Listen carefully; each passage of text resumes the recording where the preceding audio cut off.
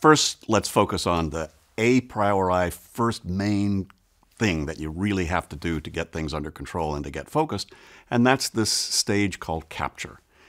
You could use the word collect or capture or gather. It's a step that we work with when we work with people. First thing we do is we want to find all the things that have someone's attention. So in your case, you might look around wherever you are right now and say, what around me doesn't belong here permanently the way it is? Often when we work with people one-on-one, the first thing we'll do is look around in their workspace and say, what doesn't belong here? What's not supplies or reference material or decoration or equipment?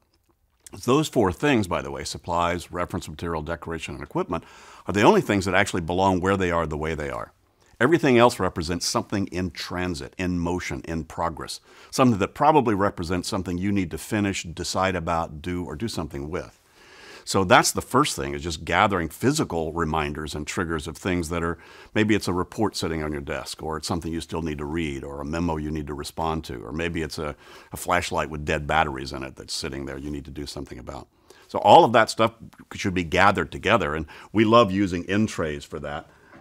Here's an example of my in tray, which I love. I use this more than anybody because I need a place to be able to dump all the stuff from my pockets, from meetings, business cards, receipts, anything like that. So a physical in tray is a really cool tool and a really useful thing just for yourself to use to be able to gather all that stuff together.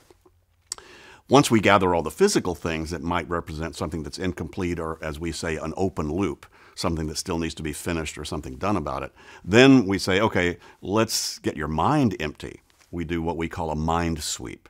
A mind sweep would be simply anything that you have your attention on at all. I need dishwashing liquid. I've got to change the oil in my car. I need to rewrite the strategic plan.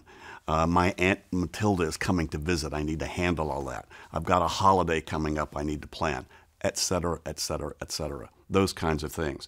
So a lot of the getting things done methodology is about paying attention to what has your attention.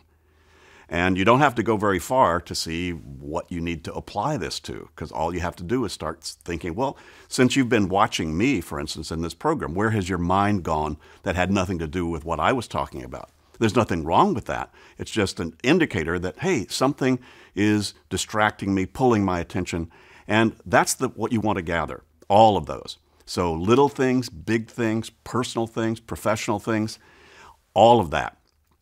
A great way to capture that, of course, is to write it down. That's the most obvious way to do it. So pen and paper is really all you need to start emptying your head.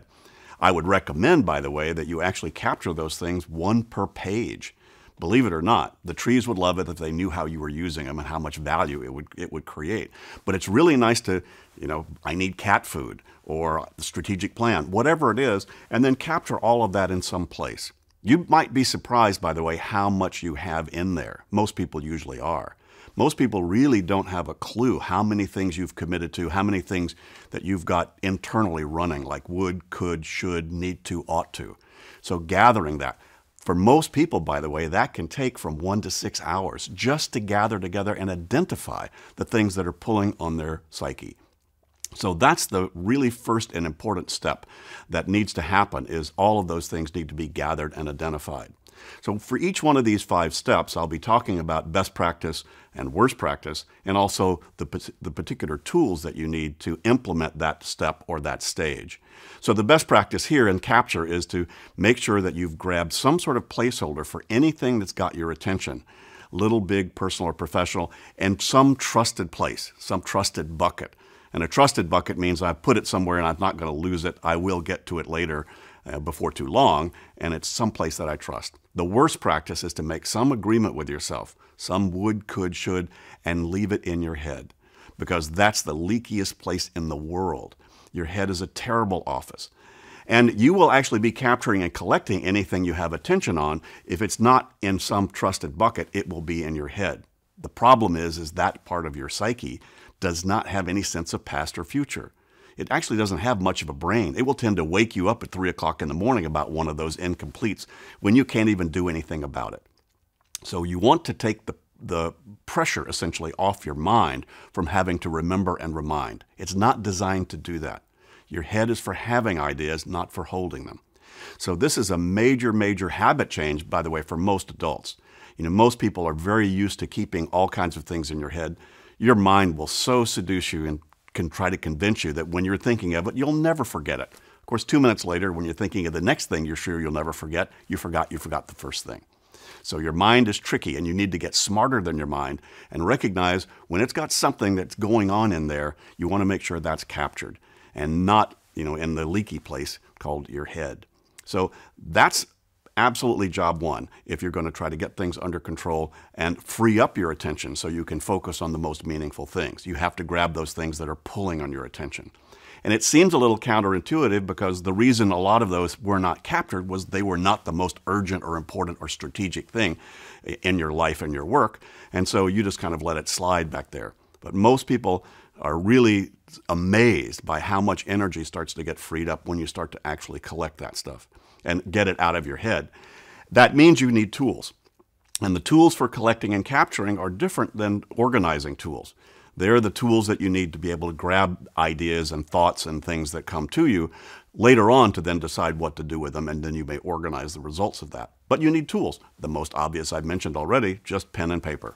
I carry my most critical tool for ideas I get is right here in my pocket and just writing stuff down. I don't know what's on here, but I will soon enough. I also then will take these notes and put them in my own in tray so that they're not lost. Obviously, anything that can record an idea.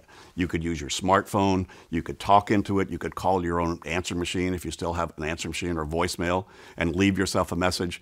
You could write it on whiteboards. Any of that works as long as you put it somewhere that you know you won't lose it. So again, capture, collect anything that has your attention. That's job one. And best practice is get it all, get it out of your head, and don't leave anything still lying around in the dusty corners of your mind. And then you just need to make sure you're using good capture tools so that you can make sure you're not missing anything. And by the way, the more sophisticated you get professionally, the more your good ideas about work will not happen at work. You'll be buying bread at the store and thinking of something to bring up at the marketing meeting. You'll be in the marketing meeting remembering you need bread. So, I like the idea that your mind is for having ideas, and you really need to have that idea just once. If you think about, I need cat food more than once, then you're not really appropriately engaged with your cat. It just means there's something you haven't captured about that. So that's the best practice. Grab it all and have the great tools to be able to do that. And then we'll move on to the next steps, because you can't just leave it there. The next steps will make sure that you've got a downstream place to be able to put the results of that stuff that you've captured.